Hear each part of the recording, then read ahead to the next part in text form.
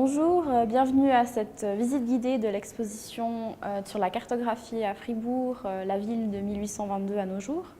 Donc c'est une exposition qui va se pencher sur des documents cartographiques imprimés de la ville, qui va présenter les différentes techniques et moyens mis en place pour réaliser cette cartographie, également les différents acteurs, personnes et institutions qui vont contribuer au développement de cette cartographie, ainsi qu'une série de cartes thématiques qui répondent à la question pour qui et pourquoi fabrique-t-on des cartes.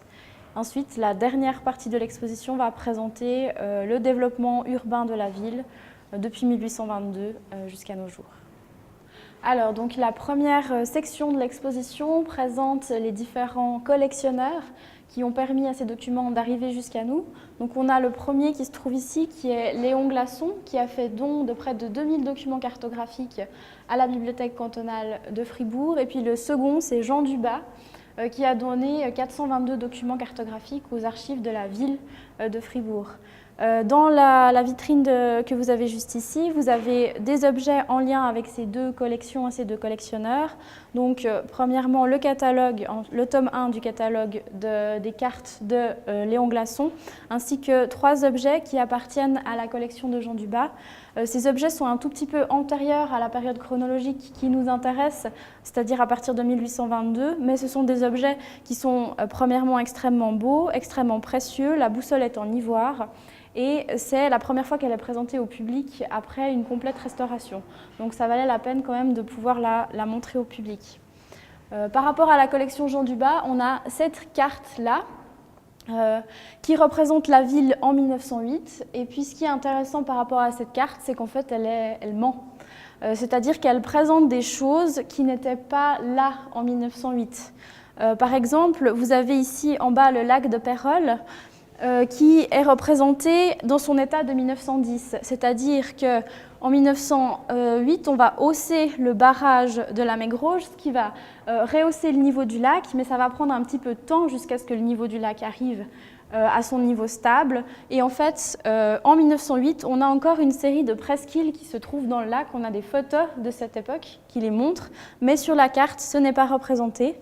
Vous avez d'autres exemples, par exemple la bibliothèque cantonale ici, qui est achevée en 1910, mais qui figure également déjà sur le plan de 1908. On a également ici le passage de Tivoli, qui va être achevé uniquement en 1913, et puis aussi la partie du champ des cibles là, qui est montrée comme déjà partiellement aménagée, alors que les travaux vont être terminés uniquement dans les années 40.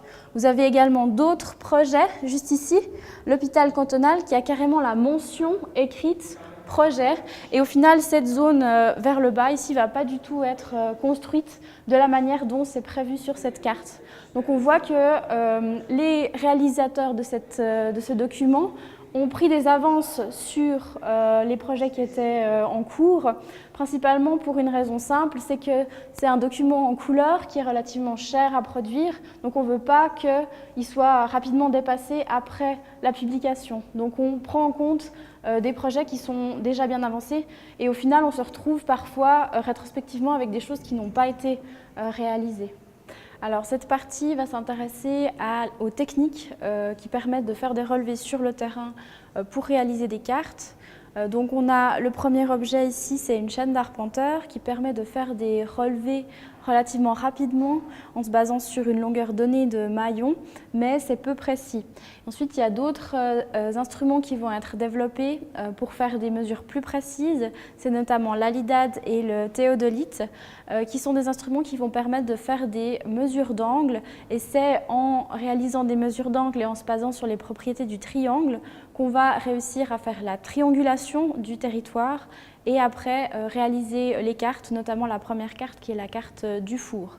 On a également d'autres instruments, par exemple un cercle répétiteur qui se trouve ici sur les gravures. Donc ce qui est intéressant sur ces deux gravures qui sont issues d'un album de Jules Verne, c'est qu'en fait on voit que l'instrument peut être utilisé de deux manières différentes. Une fois à la verticale pour faire des relevés par rapport aux étoiles, donc la nuit, et une fois à l'horizontale pour faire ces fameux relevés d'angle la journée.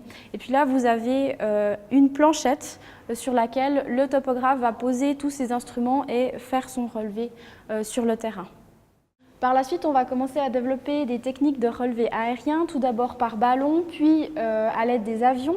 Donc en 1923, en Suisse, on réalise la première photo aérienne du territoire. Là, vous avez un exemple pour la ville de Fribourg qui date de 1993. Et donc on a cette vue de la ville et qu'on va retrouver par la suite dans l'exposition et sur lesquelles on va pouvoir mesurer le développement urbain progressif. Donc en 1993, mais on a également une de 2016, donc la dernière qui a été réalisée qu'on voit à la fin de l'exposition. Alors cette section s'intéresse aux différentes méthodes d'impression des cartes. Donc tout d'abord, on va imprimer les cartes, enfin graver les cartes sur des matrices en cuivre. Celle-ci date de 1847, elle a été redécouverte au début des années 90.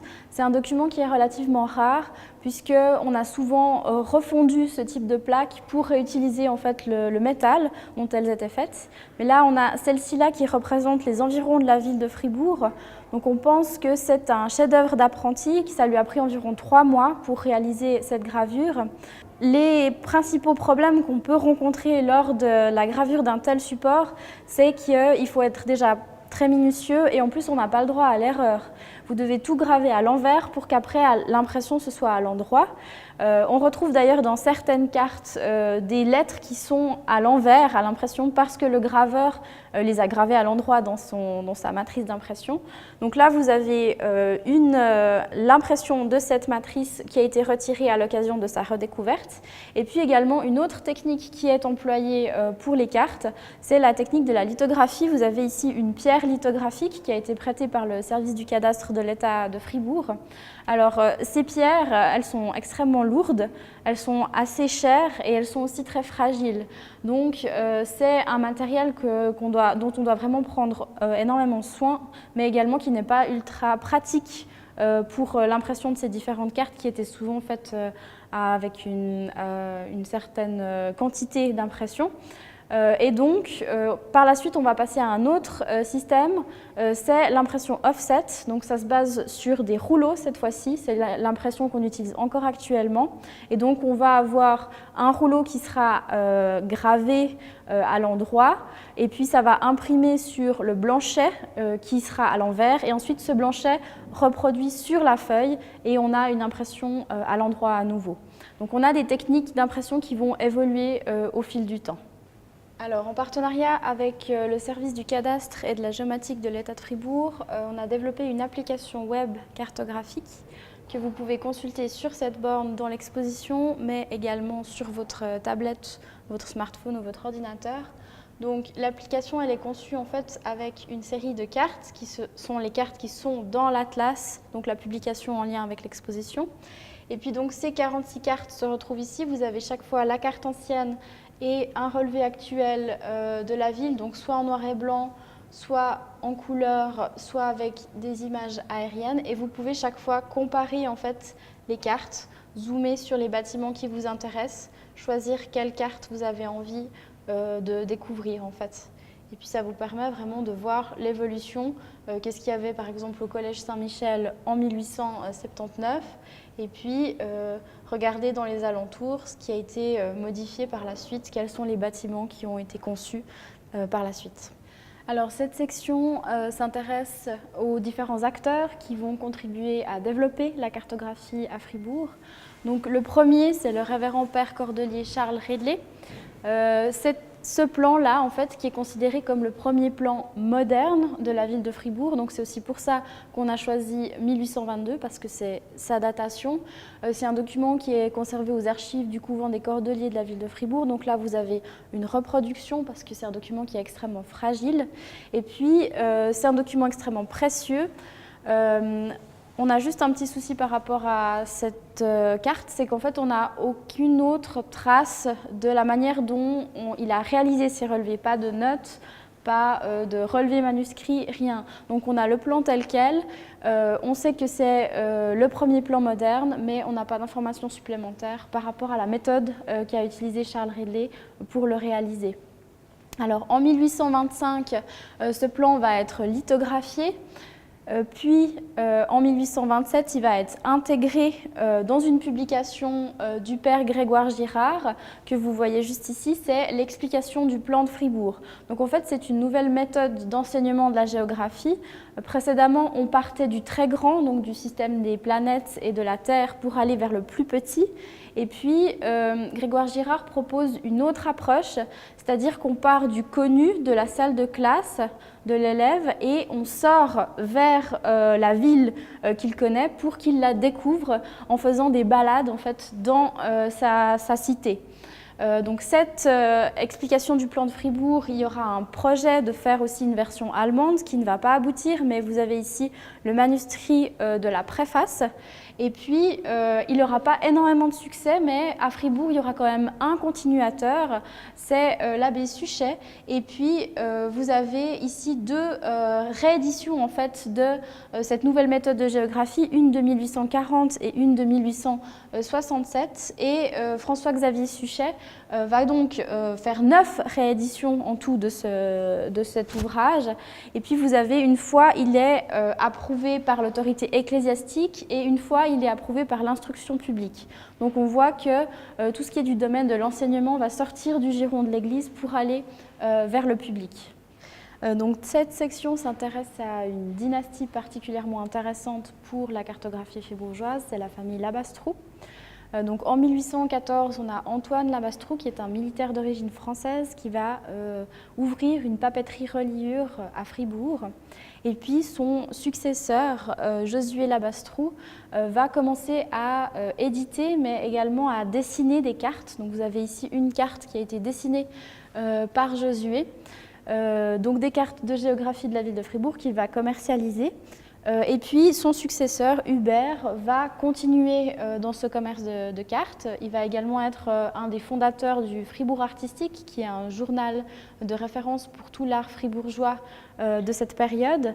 Et puis il va éditer ce petit livre, Une promenade dans Fribourg, en 1837. Et ce livre, en fait, il est considéré comme le premier guide touristique de la ville de Fribourg, avec une carte et la mention des différents monuments dignes d'intérêt pour les personnes de passage en ville. Alors, la cadastration de la ville de Fribourg, c'est une étape qui a pris pas mal de temps. Donc on a plusieurs initiatives qui sont lancées, d'abord en 1836, ensuite en 1840, qui sont abandonnées à cause des coûts que génère cette opération. Et puis, en 1876, c'est le Conseil d'État qui va publier un arrêté qui demande de réaliser justement cette cadastration parce que la commune devient gentiment une des dernières du canton à ne pas avoir été cadastrée. Donc là, vous avez le folio du quartier du bourg avec la cathédrale au centre. Et puis donc, ce folio, pour chaque propriété, vous avez des numéros. Et pour chaque numéro, on a une légende du folio avec le nom de la personne qui possède le terrain, le bâtiment, les données par rapport à la taille et puis à la valeur du bâtiment. Donc pour réaliser ce plan cadastral, on va engager 2 géomètres pour aller plus vite. Donc on a tout d'abord Jean-Baptiste Berthy qui va s'occuper de la partie nord de la ville et puis on a Jean-Baptiste Sudan qui s'occupe de la partie sud. Donc ça, c'est des relevés qui sont réalisés en 1879 et puis en 1881, on a la mise en commun de ces 2 plans par Jean-Baptiste Sudan. C'est intéressant parce qu'en fait, c'est Jean-Baptiste Sudan qui réalise cette mise en commun, mais en fait, Jean-Baptiste Berthy avait également proposé de la faire et pour moins cher. Donc c'est curieux qu'on ait choisi M. Sudan. Probablement qu'il avait quelques amis bien placés, puisqu'il avait également eu à maille avec la justice, en fait, parce que quand il faisait ses relevés, s'il y avait un arbre qui le gênait, eh ben, il ne discutait pas, il coupait l'arbre. Donc il avait eu des problèmes parce qu'on avait porté plainte pour ce qu'il avait fait. Et donc on a aussi ce monsieur Berthy.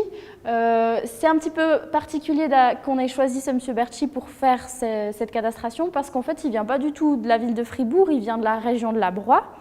Et on a quelque chose qui peut peut-être nous donner une piste, c'est que le géomètre cantonal, à l'époque, il s'appelle Monsieur Bise, et ce Monsieur Bise, il vient du même village que Monsieur Bertschy. Donc lui aussi a dû bénéficier d'un appui particulier pour réaliser en fait cette cadastration.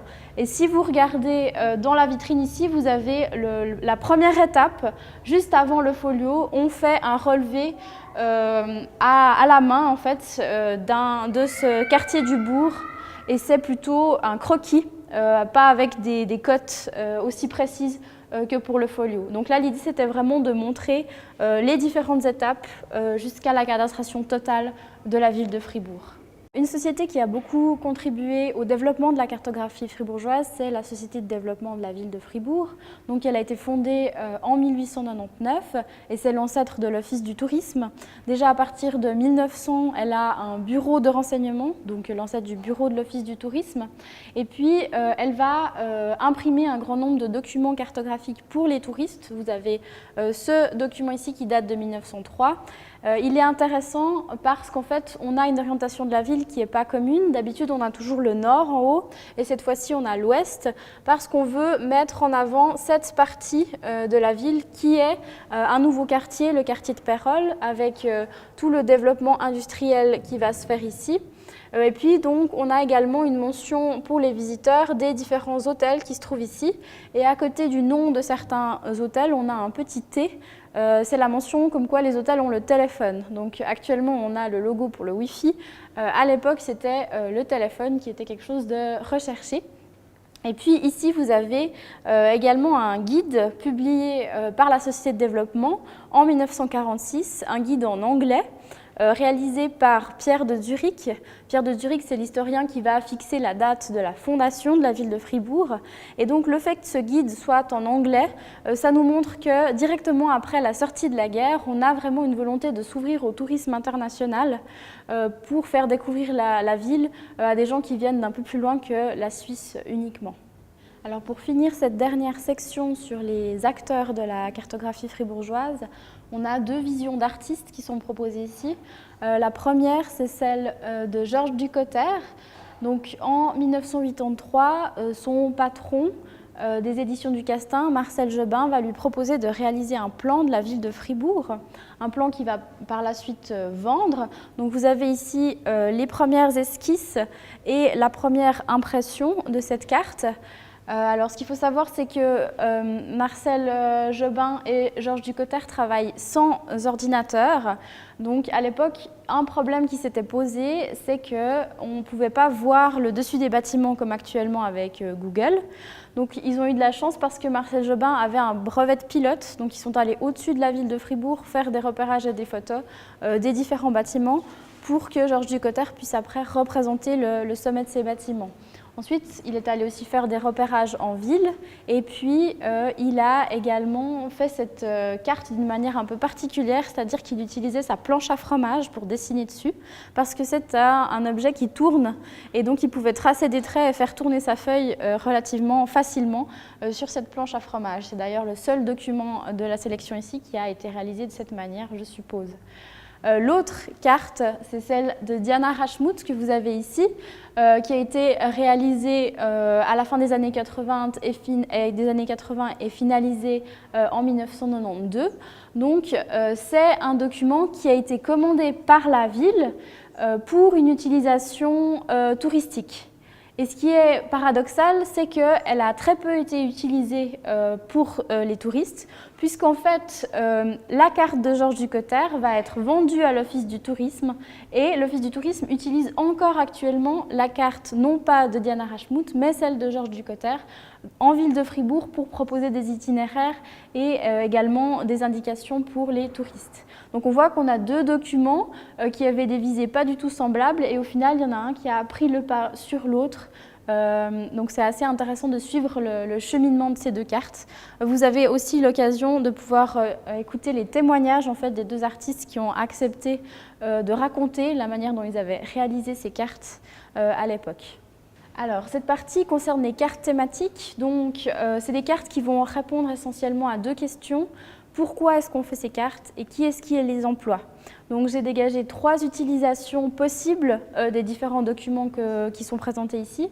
Soit c'est des cartes qui sont utilisées comme outils de travail, soit c'est des cartes qui sont utilisées pour découvrir la ville pour le tourisme, soit c'est des cartes qui servent à planifier un développement urbain ou une manifestation particulière. Et c'est le cas avec cette carte de 1877. C'est la carte de l'exposition fédérale d'agriculture. Donc vous avez la carte ici et au regard, vous avez une représentation en peinture de cette manifestation parce que ce n'est pas toujours facile de se représenter l'événement uniquement en se basant sur la carte. Donc vous avez cette peinture et également des photographies, quelque chose d'assez rare pour l'époque. La photographie vient d'être inventée. Et puis quelque chose d'important par rapport à cette manifestation qui avait marqué les esprits, c'est qu'elle était éclairée à l'électricité. Et puis à l'époque, on utilisait encore énormément le gaz. Donc c'est quelque chose qui avait marqué les esprits. Et puis, à partir de cette section de l'exposition, vous avez également des petits badges comme ça avec des dessins. Donc, ces dessins servent pour les différents dossiers pédagogiques qu'on a réalisés. Il y en a eu 4 pour cette exposition. Et pour la partie destinée aux primaires, ils ont dans leur dossier ces illustrations et ça leur permet en fait de retrouver la bonne carte sur laquelle travailler dans l'expo. Ça leur facilite de retrouver les documents qui sont intéressants pour eux. Donc les 2 plans dont je vais parler maintenant, c'est des plans qui étaient utilisés comme outil de travail par les pompiers de la ville de Fribourg. Donc on a le premier ici qui date de 1926, où on a chaque fois les différentes conduites avec le plan où se trouvent les hydrantes.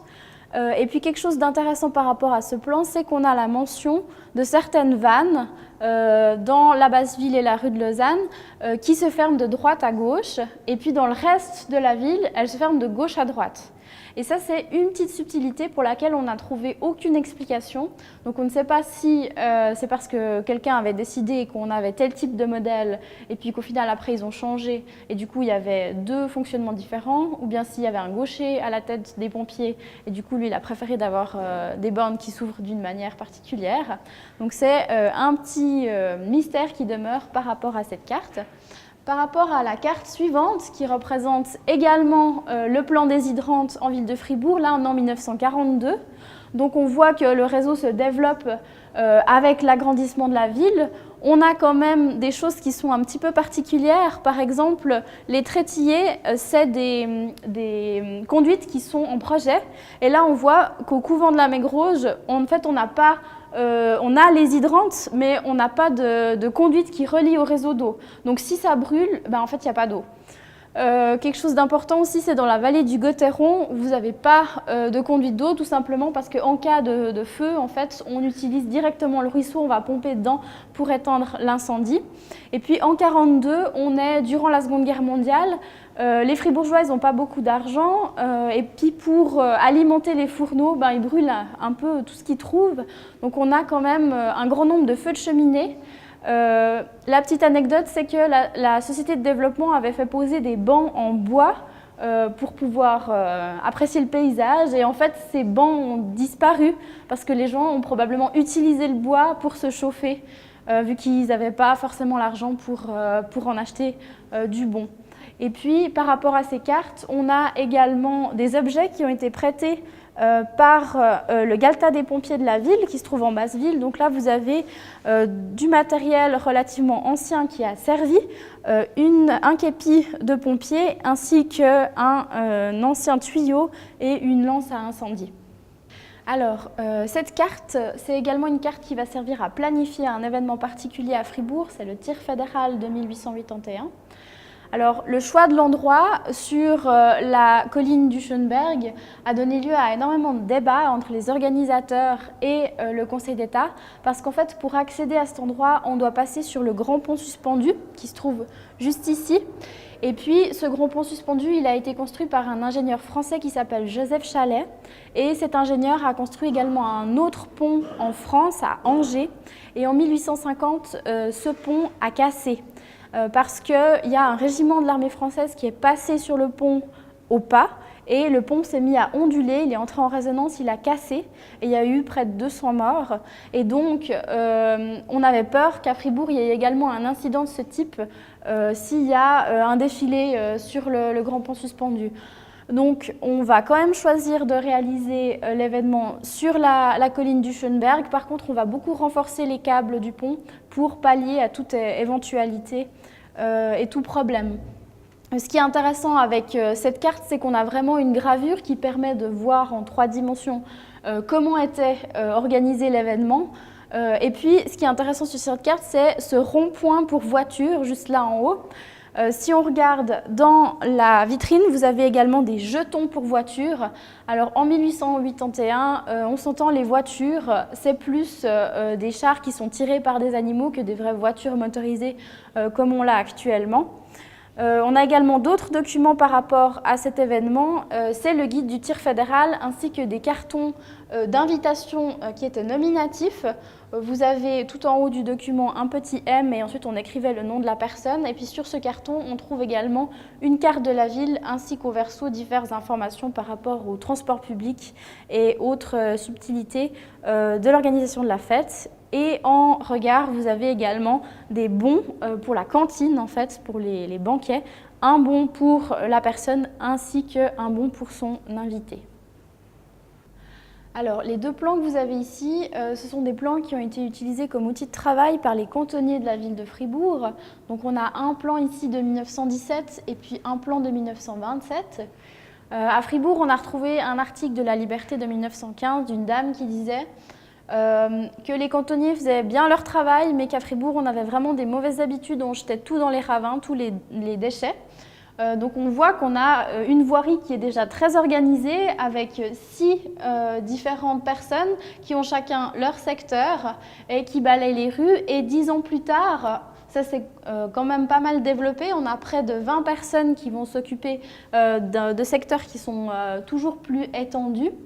Et puis récemment, on a Michel Simonet, qui est un balayeur célèbre à Fribourg, qui a parlé à Radio Fribourg et qui a dit qu'actuellement, ils étaient plus que 9 et puis que ça commençait à être un petit peu serré au niveau du personnel pour le balayage des rues. Ils étaient un petit peu stressés.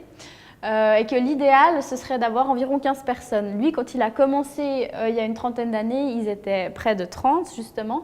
Mais que maintenant on a des effectifs qui se réduisent toujours plus. Après c'est sûr, on a aussi des machines qui sont arrivées pour faire du nettoyage, mais on a encore des balayeurs, dont Michel Simonet, qui ont ce système de ramassage, c'est-à-dire leur balai et une petite charrette avec les poubelles. La carte suivante va traiter du développement urbain de la ville de Fribourg. C'est cette carte-là qui représente le tramway de la ville. Alors il faut savoir que jusque dans les années 60, on n'avait pas des bus mais des trams. Et puis donc ce plan représente les premières lignes de tram mises en place à Fribourg. On a celle-ci là qui est un petit peu particulière, qui n'était sûrement pas prévue à la base, parce que sinon celui qui a dessiné la carte, il n'aurait pas fait sortir du cadre de cette manière. Mais si on compare avec le plan du réseau agglo qu'on trouve dans cette vitrine, on voit que les lignes qui ont été définies à la base sont toujours existantes actuellement. On a remplacé les trams par des bus parce que pour étendre le réseau, c'est plus facile d'avoir un bus qui roule plutôt que de devoir creuser des rails à chaque fois. Donc là, vous avez les derniers trams en ville de Fribourg dans les années 40. Le service des trams s'arrête vers les années 60.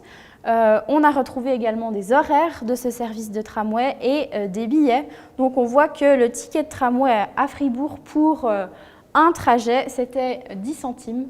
Les prix ont un petit peu évolué depuis l'époque. Donc cette carte traite de la dernière utilisation des cartes à Fribourg, c'est-à-dire l'utilisation pour les touristes. C'est un plan de Fribourg qui date de 1906 et il est un petit peu particulier. Il a été édité par le Bureau officiel de renseignement et c'est le premier plan en fait, qui possède un système de quadrillage alphanumérique. C'est-à-dire que vous avez le numéro 1 à 4 ici et A à D pour les lettres sur le côté et ça permet de retrouver plus facilement les bâtiments.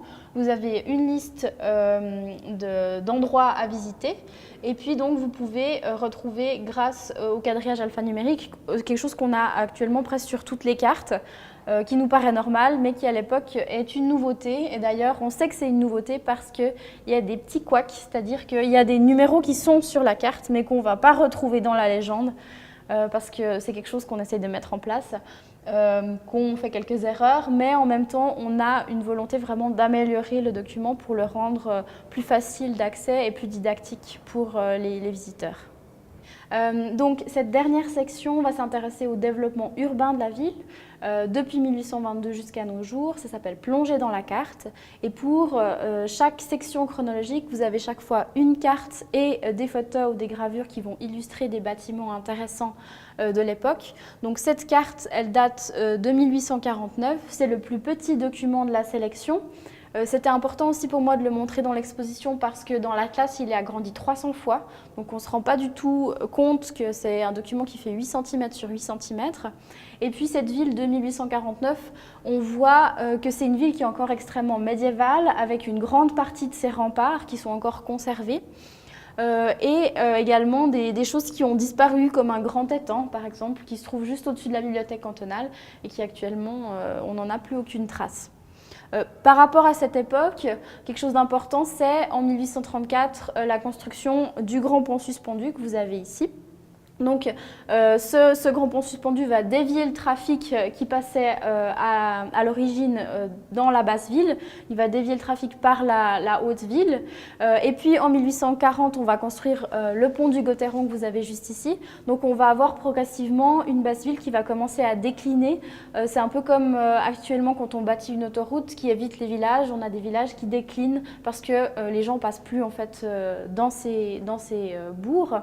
Et puis quelque chose d'important aussi par rapport à cette période, c'est qu'on va commencer à détruire les remparts de la ville pour s'affranchir du carcan médiéval. Donc on va détruire aussi des portes de ville parce que ces portes ne sont pas adaptées au trafic moderne. Et puis là, vous avez une porte qui se trouvait à côté du couvent des Ursulines, tout près de la place Georges Piton.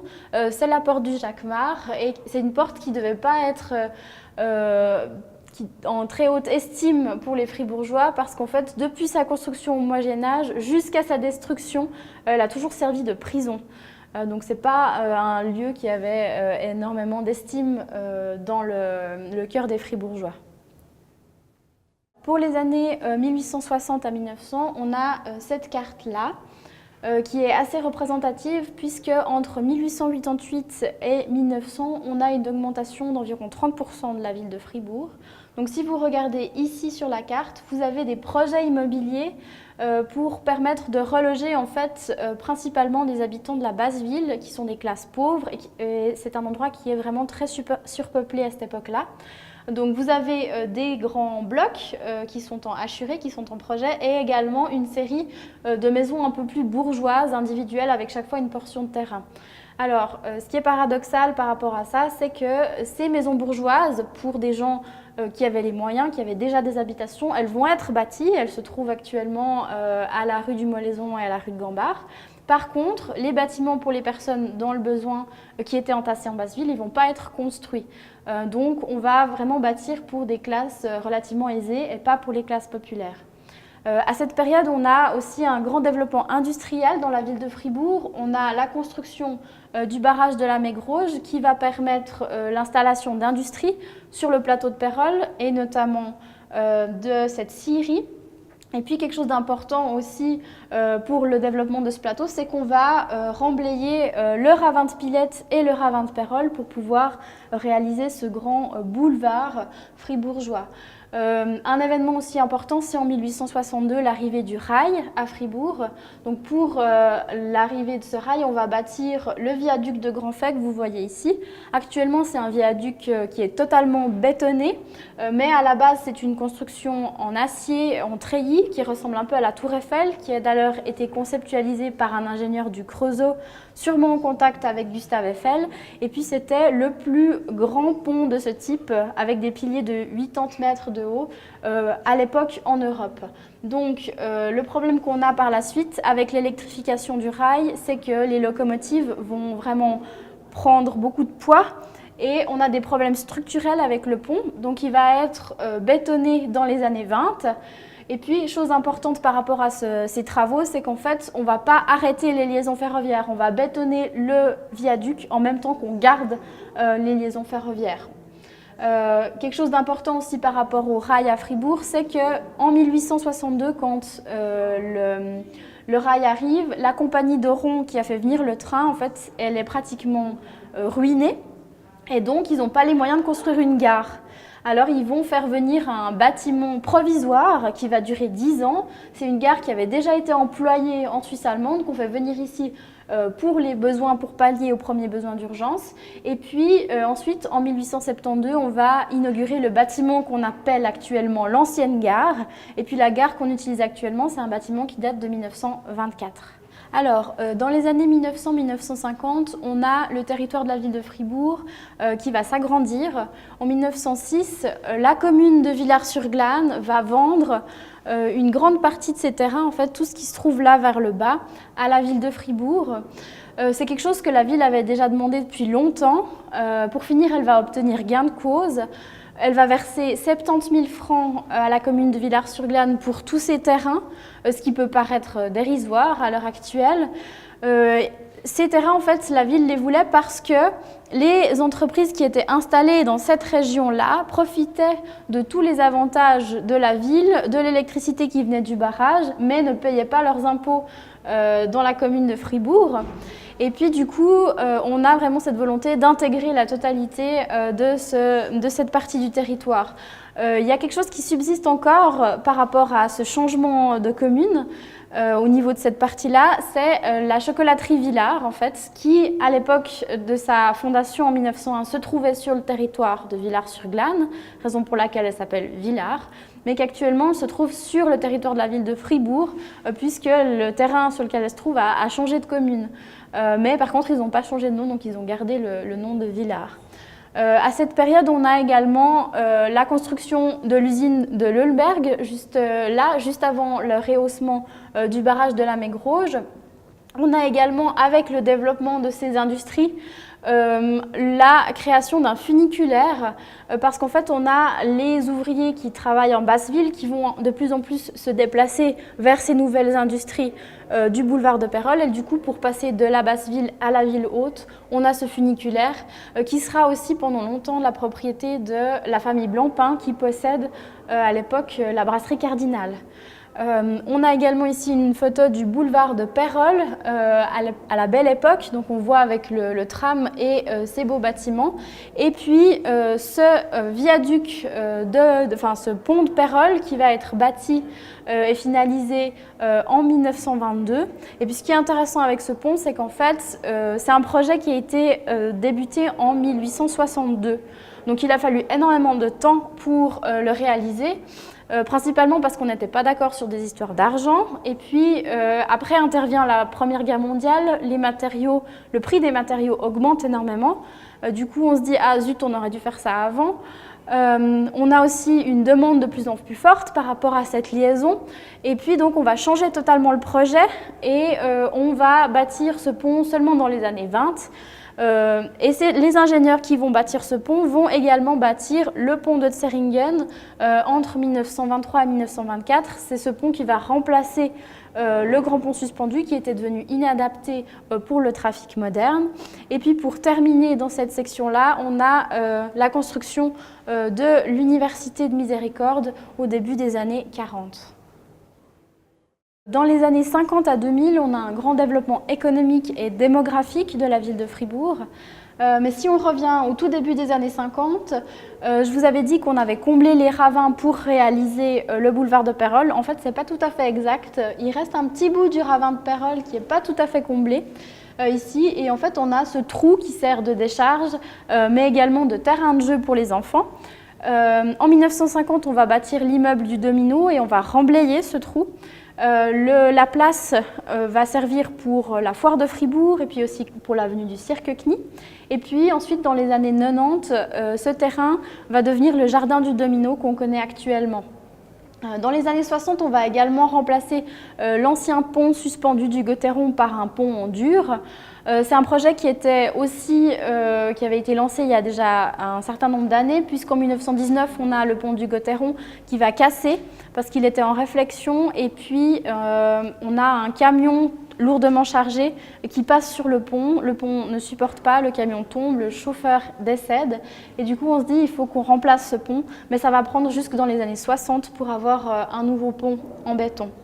À cette période, on a aussi le développement de la brasserie Cardinal qui se trouve ici et les premiers immeubles qui vont donner à la ville son visage moderne. Ici, vous avez le quartier de Beaumont.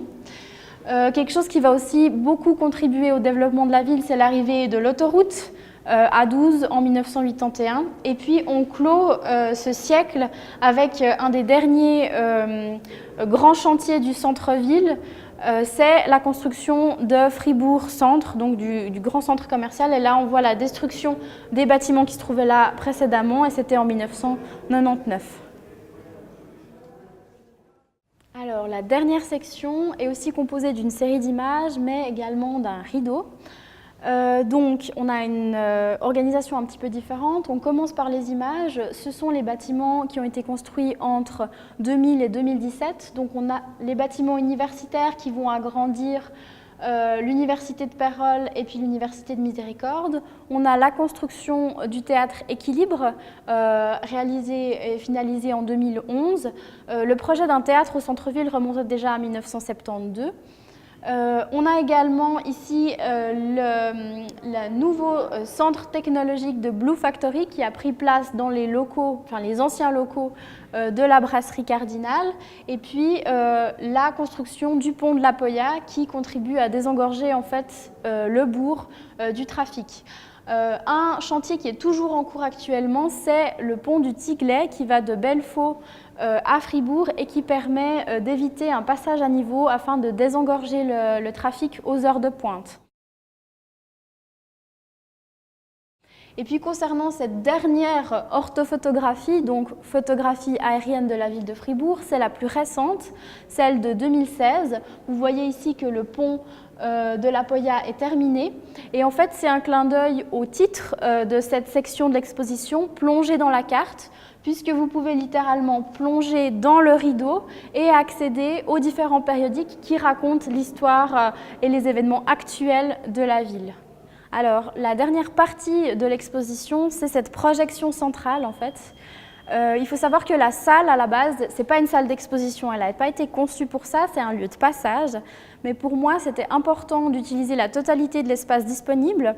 Donc, l'idée, c'était d'utiliser une borne interactive qui permet de changer et de projeter les différentes cartes de l'atlas au centre. Et comme ça, les classes qui viennent pour faire les exercices du dossier pédagogique peuvent se mettre autour ici et voir les différents plans sans être agglutinées derrière une petite carte affichée au mur. Et puis, c'est un peu le finish de cette exposition. Je vous remercie beaucoup d'avoir assisté à cette visite guidée. J'espère que vous avez apprécié et je vous souhaite une bonne continuation.